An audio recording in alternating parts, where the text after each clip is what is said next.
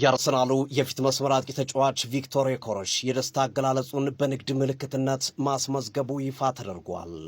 ቪክቶር ዮኬሬሽ ሰሞኑ ሀገሩ ስዊድንን ተሸክሞ ወደ ዓለም ዋንጫ ማድረሱ በበርካታ መገናኛ ብዙሃንና በዓለም ሕዝብ ዘንድ መነጋገሪያ አድርጎ ተቆይቷል።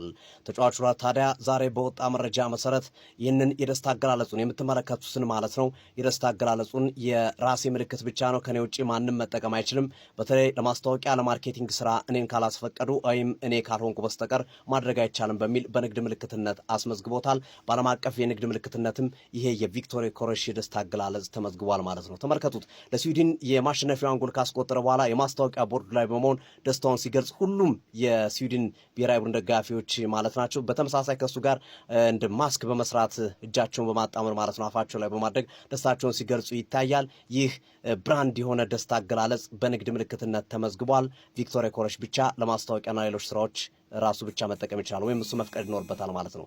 ሀሳብ ስጡበት። የፕላስ ምልክቱ በመጫን ፎሎ ያርጉ። ይህ ትርታ ስፖርት ነው። መልካም ቀን።